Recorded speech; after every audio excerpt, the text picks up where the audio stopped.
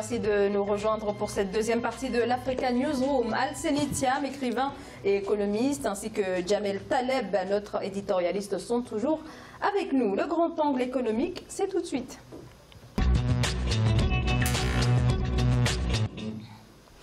Le Nigeria a besoin de fonds pour financer ses projets d'infrastructures routières et en pleine crise économique, le pays tente de nouvelles sources de financement. Le Nigeria se tourne vers la finance islamique avec le lancement d'un premier soukouk de près de 400 millions de dollars. Les précisions d'Ibrahima Djoumaba. Le gouvernement nigérian vient de lancer son premier soukouk souverain jeudi 14 septembre 2017 selon le Bureau de la gestion de la dette. Objectif, mobiliser sur le marché financier local 100 milliards de naira, soit environ 326 millions de dollars. L'opération est confiée à la First Bank et le gestionnaire de patrimoine islamique Lotus Capital à la Nigerian Stock Exchange.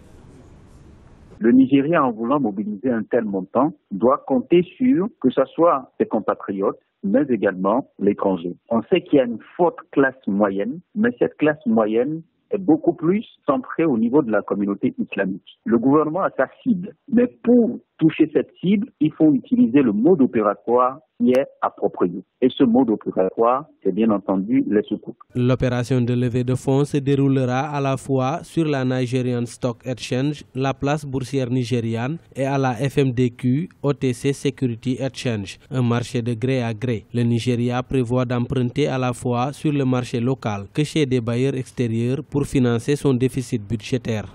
Vous savez, quand quelque chose arrive comme ça au premier coup, on ne peut pas attendre et espérer tout de suite une opération réussie à 100%. Et je pense que le gouvernement nigérien est conscient du fait qu'il y aura des réticences parce que les gens n'étaient pas habitués à des obligations islamiques. Cet emprunt souverain de l'État fédéral nigérian connaîtra son épilogue le 20 septembre 2017. La baisse des prix du pétrole a réduit les recettes publiques de l'État et affaibli la monnaie locale, le naira. Avec près de 90 millions de musulmans recensés dans ce pays, le soukouk fait partie des plans du gouvernement fédéral visant à développer d'autres sources de financement.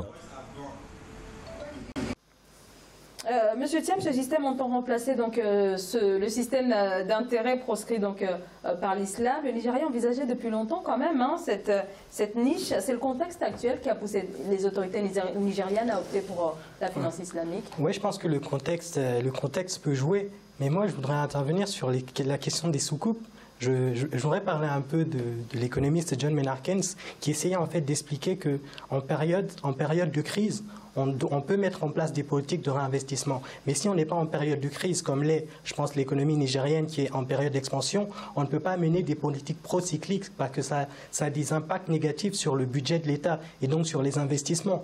Donc je pense qu'on ne devrait pas lire Keynes de travers et beaucoup de pays, notamment la question de la crise en 2011-2012 en Grèce, où quand il y a eu la crise économique, on a tout de suite essayé d'investir et d'essayer de relancer le multiplicateur keynésien. Alors que ça ne se passe pas comme ça. Il faut avant tout gérer mieux les recettes de l'État et avant tout avoir une certaine rigueur budgétaire. Et donc la politique keynésienne, en fait, elle ne s'applique que dans des périodes de crise. Et là, justement, je vois que je connais plutôt l'économie nigérienne. Je pense que c'est une économie plutôt en expansion et on prête de l'argent pour essayer de financer des investissements. Je pense qu'il y a d'autres possibilités, notamment d'essayer d'investir autrement, mais plutôt que de prêter de l'argent. Parce que si vous allez les scoop là, c'est comme si c'était des prêts.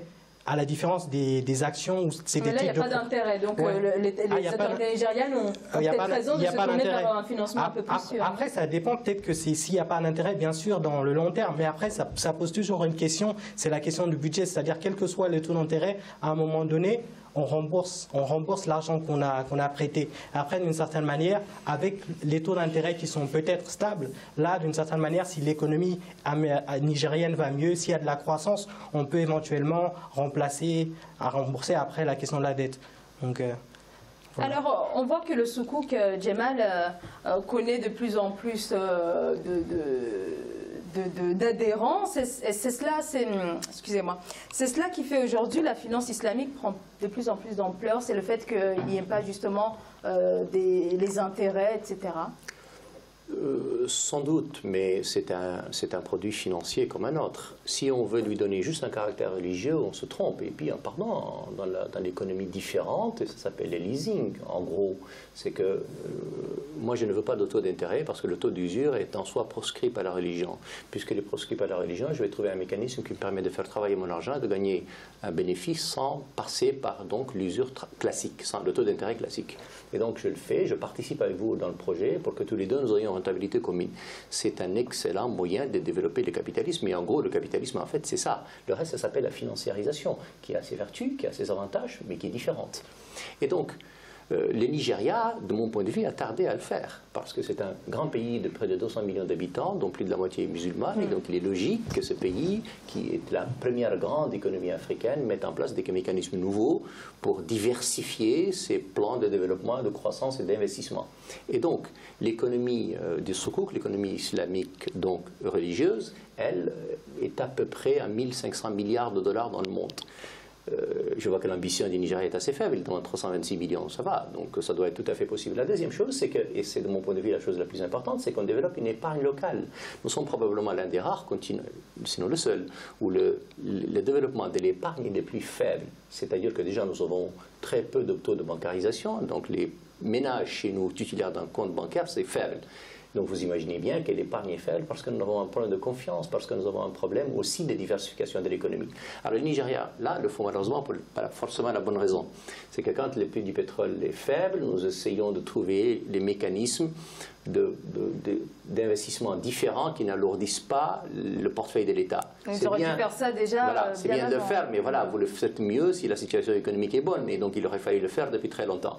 Pourtant, l'économie nigérienne, et vous avez raison, ne manque pas de dynamisme. C'est l'une des rares économies qui est encore assise, non seulement sur le pétrole, mais sur la croissance liée à la consommation. C'est-à-dire que la consommation aujourd'hui des ménages sauve l'économie du Nigeria. Et puis l'économie parallèle, c'est-à-dire celle qui est issue de la consommation, c'est l'issue du ménage, c'est l'issue de la culture, du cinéma et de tout le reste, c'est assez dynamique. Et donc, un laboratoire d'épargne locale nigérien est de mon point de vue le bienvenu et c'est une bonne chose. Dommage, encore une fois, de ne pas aller plus loin et de ne pas le faire beaucoup plus. Évidemment, ça posera toujours le problème de la confiance. C'est que tant que les Nigérians n'ont pas compris qu'ils sont un grand pays, qu'ils sont la locomotive du continent africain et qu'ils sont capables de créer un mécanisme qui, lui, aura des répercussions évidentes sur tout le continent africain, on ne sera pas tellement sorti de berger. Pourtant, il y a des pays africains qui le font. Prenez les cas du Rwanda à côté, prenez le cas de la Tanzanie, prenez le cas du Botswana. Donc il y a des pays qui sont capables de créer une économie qui n'est pas seulement rentière, qui n'est pas seulement extravertie, et qui est basée sur la consommation des ménages, l'épargne nationale.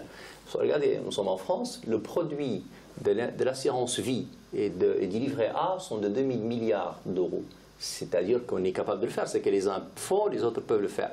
Et donc, le laboratoire qu'est les Nigériens est, de mon point de vue, capable de le faire.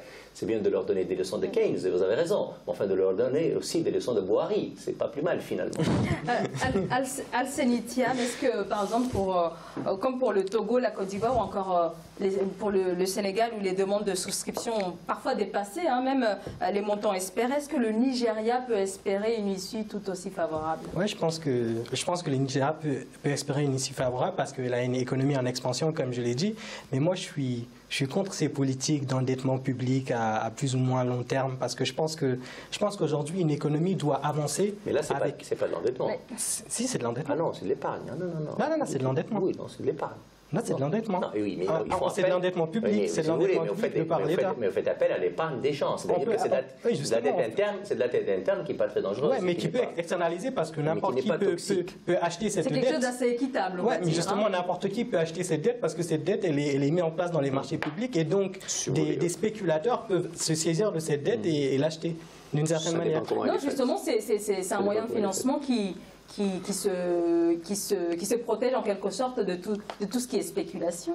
Comment ça je comprends? Non, alors je vais vous dire, non, là on est sur un mécanisme totalement différent. Le mode de soukouk, c'est de dire, nous avons un projet particulier. Ce projet particulier, nous allons lever des fonds, c'est de l'épargne nationale, mais avec un caractère bien donné pour faire un projet donné. Parce que quand vous faites du soukouk, vous achetez un produit donné pour un investissement donné. En réalité, il n'y a pas d'endettement public parce que vous partez sur le projet, enfin je ne sais pas quel projet, est-ce qu'il est endetté endetté ou pas. En l'occurrence, je n'en sais rien.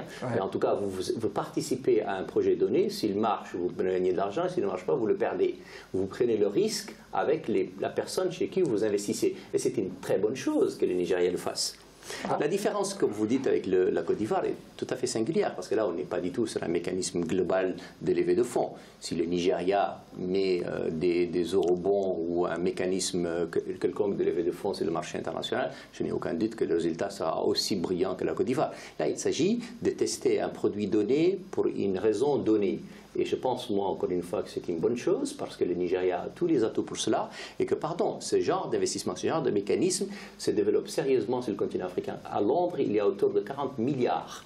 Vous imaginez bien qu'on est capable de le faire. Enfin, sur le continent africain, il est bien au-delà. Mais évidemment, Londres est la première puissance, la place financière européenne, c'est différent et je ne peux pas comparer. Mais le Nigeria, qui est la première puissance aujourd'hui économique africaine, est capable naturellement de le faire.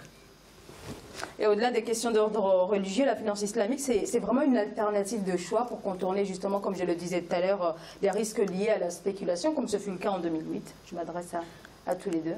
Mais évidemment, en 2008, on était sur un mécanisme différent, monsieur l'expliquera sans doute mieux que moi, on était sur un mécanisme différent, c'est-à-dire qu'on a spéculé sur la misère et on a créé, donc titrisé des produits qui se sont avérés toxiques parce qu'ils étaient toxiques. Pourquoi? Parce qu'on a spéculé sur la misère. On a dit à des gens pauvres qui n'ont pas les moyens, nous allons vous prêter de l'argent pour un intérêt qui est faible au départ, mais qui va se multiplier par 5 ou 20 et qui va dépasser vos propres revenus. Naturellement, la bourse, l'échec était évident.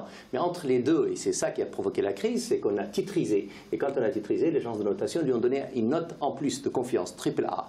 Et quand vous lui donnez tout ça, les banques entre elles se sont achetées. Quand elles se sont achetées, on a eu la crise qu'on connaît, parce que comme ça ne rentre pas dans le bilan par essence, personne ne savait ce qu'il avait. Et quand on a su qu'il existait et qu'il était là, la course, le scandale était là. Ces mécanismes-là, vous ne pouvez pas l'avoir avec Sukuk pour une raison simple, c'est que vous savez ce que vous achetez, vous savez là où vous investissez, et vous acceptez de courir le risque avec la 20% avec laquelle vous investissez. Donc naturellement, vous ne l'étiez pas. Mais enfin, c'est quand même un mécanisme religieux. Si on n'est pas musulman soucieux de notre souci, on peut prendre autre chose, on peut prendre le leasing, tout à simplement. Vous partez dans une banque de leasing, vous participez avec elle dans un projet donné, elle participe avec vous, elle vous donne un résultat. Ou alors elle vous prête, elle vous achète un produit que vous allez exploiter et qu'elle va évidemment rentabiliser en même temps que vous. C'est aussi des mécanismes différents de substitution si on n'est pas très religieux et si on est dans une islamophobie assez ambiante par les temps qui courent. Oui, comme vous l'avez si bien dit, avec le phénomène de titrisation, je pense qu'aujourd'hui, si les SICOUP peuvent éviter les questions de titrisation, parce que si vous voulez, peut-être que il a pas bien, il a précisé, mais peut-être qu'il l'a pas dit en des termes plus simples. Je pense que la titrisation, c'est juste la possibilité. On a des actions aujourd'hui et on revend des actions, c'est-à-dire que la banque a titrisé certains financements et on revend des titres à d'autres banques. Et ça fait que le phénomène, il y a une contamination du fait que il y a des ménages, il y a des banques qui possèdent des titres, d'autres actifs et qui sont totalement des actifs à risque. Donc du coup, les banques, elles se passaient un peu les titres au niveau financier et du coup, elles se transmettaient le risque. Et du coup, il y a une forme de spéculation, la bulle, elle est montée et tout a explosé avec la valeur des titres immobiliers a totalement chuté avec, si vous voulez, une forte demande et une offre qui était faible et donc du coup ça a entraîné une faible baisse des prix et la crise économique qu'on a connue. Et je pense que s'il y a la possibilité, moi je pensais au départ qu'il y avait ces possibilités de titrisation, mais comme il avait expliqué, je pense que si le Nigeria peut, avec ces titres-là, peut justement aller en outre de ces possibilités de... Ce n'est pas la vocation des Sukuk. Ouais, ok. Je pensais que dans la nature des Sukuk, on pouvait... On va en parler à l'occasion d'une autre émission, mais pour l'heure, on va marquer une courte pause et on se retrouve dans quelques instants pour la troisième partie de l'Africa Newsroom.